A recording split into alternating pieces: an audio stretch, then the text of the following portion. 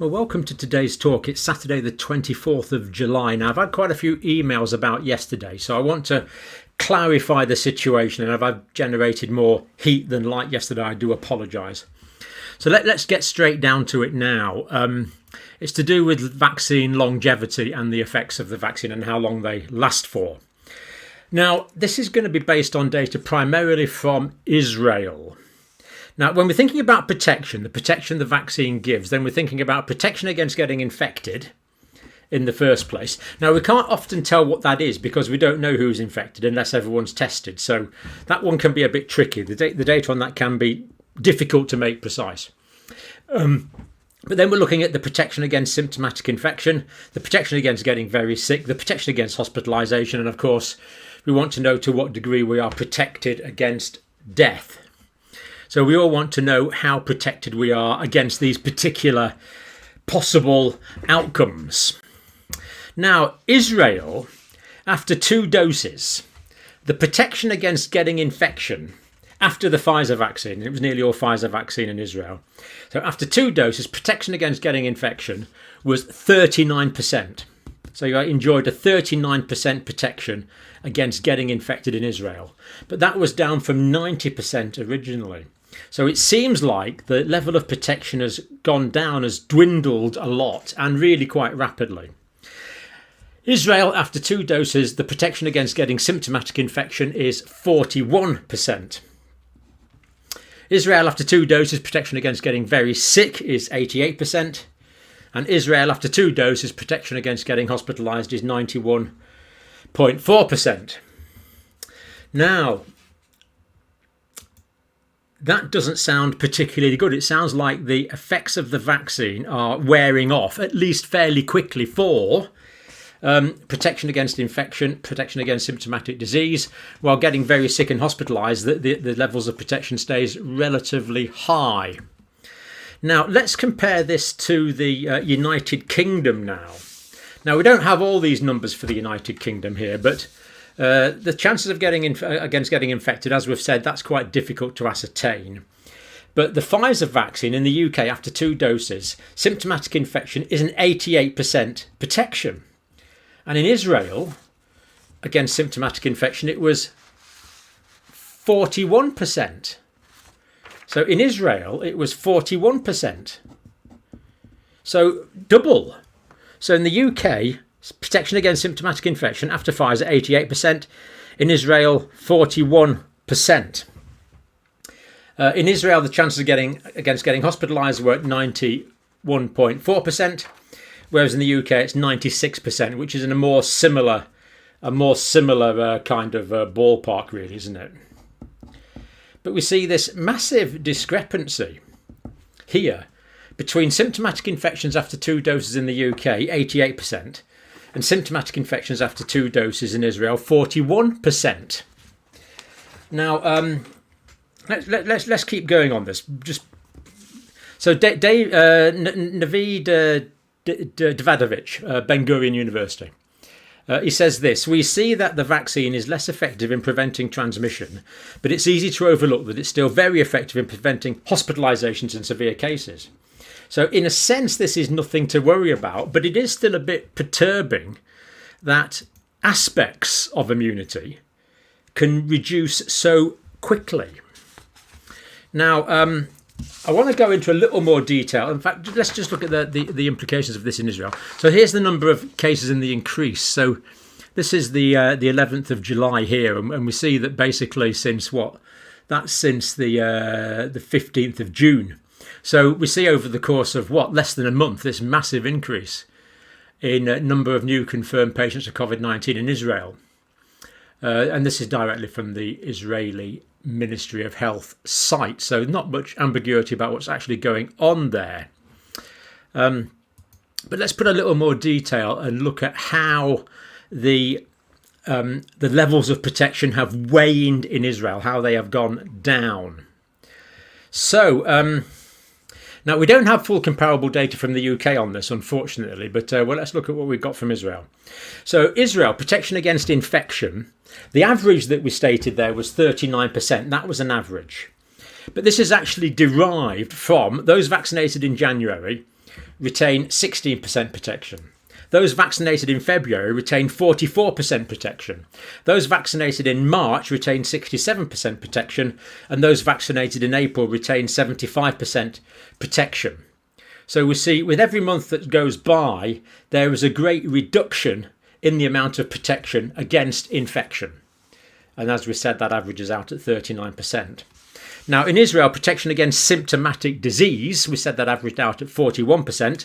And of course, in the UK, that figure was 88%. So this is massively, massively lower than the 88% in the UK. So Israel, protection against symptomatic disease. Those vaccinated in January, 16% protection. Those vaccinated in February, 44% protection. Those vaccinated in March, 69% protection. Those vaccinated in April, 79% protection. So again, we see this massive reduction as time goes by in Israel for the level of protection against symptomatic disease.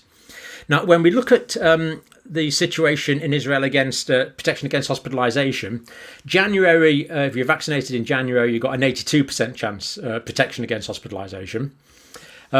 If they're vaccinated in February, you've got a 91% protection against hospitalisation.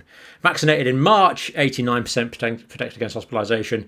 And those vaccinated in April, 88% protection against hospitalisation. So we can see that they're pretty much the same. So the protection against hospitalisation is not waning. And the figures for protection against severe disease in Israel.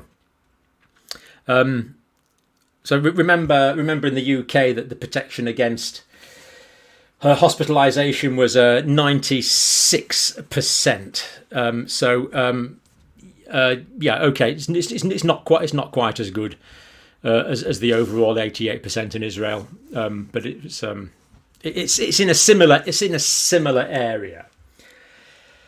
Israel, protection against severe disease. Those that have had 2 vaccines in Israel, protected against severe disease, 91% overall average. Those vaccinated in January, 86% protection. Those vaccinated in February, 91% protection. Those vaccinated in March, 94% protection. And those vaccinated in April, 84% protection. So we see there's not a huge difference there. So the really big difference that we see, and it is a big difference, if I can find the right screen. There we are. So symptomatic disease protection in the UK, 88%. Symptomatic protection against infectious disease in Israel, 41%. So why on earth does it seem that people in the UK have got twice as much protection against symptomatic infection as people in Israel? And people in the UK have 96% protection against hospitalisation, only 91.4% protection against hospitalisation in Israel, but that's not as big a significant difference. So symptomatic infection, twice as likely to get it in Israel. Why is this? Well, the vaccines were the same. The Israelis are the same as the Brits. We are all genetic humans. The big difference, and this has got massive implication for the States, the big difference is the timing between the vaccine doses. In Israel, it was nearly always 3 weeks between the initial primer dose and the second booster dose. In the UK, it was 8 weeks at least, or for the vast majority of people, or 9 or 10 or 11 or 12 weeks. More lately in the UK, there's been a shorter gap in some areas. Me, personally, I had my Pfizer primer dose and I had my second dose 11 weeks later. So I had 11 weeks, and I'm fairly typical of the UK, 11 weeks between the gaps. So what it's looking like, and this is the I couldn't really give you the bottom line at the start of this video because it's a bit confusing. You've got to work to it. But the bottom line of this, that is strongly indicating that the longer the gap between the primer dose and the second dose, the booster dose, the first dose and the second dose, the longer that gap, the longer the protection against infection and the longer the protection against symptomatic infection. And this has got huge implications for the United States because whereas in the UK we were vaccinating 8, 9, 10, 11, 12 weeks between doses, in the States it was pretty well 3 weeks between doses, the same as Israel. Therefore, I would expect the same drop-off in protection against infection and symptomatic disease in the United States as we've seen in Israel, as we have not seen in the UK. That means in the United States there's going to be a massive if this is correct, if this extrapolation is correct, in the United States in the next weeks there's going to be a very, very massive increase in the number of people getting infections and the number of people getting symptomatic disease. Now, the people in the United States that have been doubly vaccinated are going to enjoy the same level of protection as the doubly vaccinated in the UK and the doubly vaccinated in Israel. But the proportion of people in the United States who have not been vaccinated is much greater. Much greater. Many more people in the United States have not had 2 doses of the vaccine. Therefore, they're going to become infected by this huge increase in the number of infections that we're going to get amongst the vaccinated and the unvaccinated, including symptomatic infection amongst the unvaccinated. Including symptomatic infection amongst the unvaccinated, who are going to then pass infection on to the unvaccinated. So in other words, let me say that again, the vaccinated in the United States will still be getting infections, some will be symptomatic, and they will be able to pass that on to the unvaccinated. The vaccinated are not the ones that are going to get severely ill and hospitalised. The unvaccinated ones are. That's what that data is showing pretty clearly. So there we go. So what I want to do now is reinforce that people in the United States, well, obviously they're going to get protection against severe disease and hospitalisation 3 weeks after their second vaccine, but a lot don't have that protection, so that's got big implications for the United States. But the other thing I want to emphasise is people in the United States who've had 2 doses, if they get minimally symptomatic infection, they're likely to get, according to UK data, again, and if we can extrapolate from the UK to the US, which I think largely we can, they're most likely to get a runny nose or a headache, sneezing, sore throat, loss of sense of smell. That's people that have had 2 doses of vaccine. So there they are there.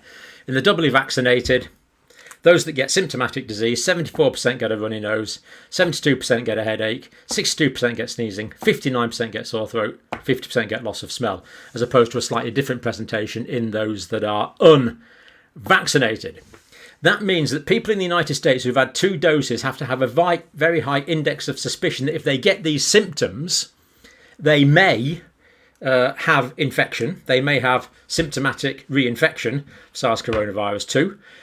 For them, they're overwhelmingly likely to be fine, but they could pass it on to someone else who could become very sick, who could become hospitalised and who could die, who is not vaccinated. So that's what that means. So we're seeing a waning of infections, but we're seeing a waning of protection resulting in more infections, more symptomatic infections, and that does seem to be associated with the shorter duration, the 3-week duration between the first and the second dose of the vaccine, whereas we're not seeing this in the UK because of the longer gap. The other implication of this, if people want to protect against infection and symptomatic infection in the United States, they're probably going to need a 3rd dose of the vaccine. That's another implication of that. So I hope that clarifies that. Apologies for the confusion I caused yesterday. And not a big problem for people in the UK, speaking of the whole population. Not even a big problem in Israel, although people will have more symptomatic disease, but hospitalisations and severe cases won't go up dramatically. But in the United States, the hospitalisations and severe cases could go up dramatically as a result of the unvaccinated and the vaccinated both infecting the unvaccinated, giving them severe disease, potential hospitalisation and potential death. Okay, I think we got that the right way around this time. Thank you for watching, of course.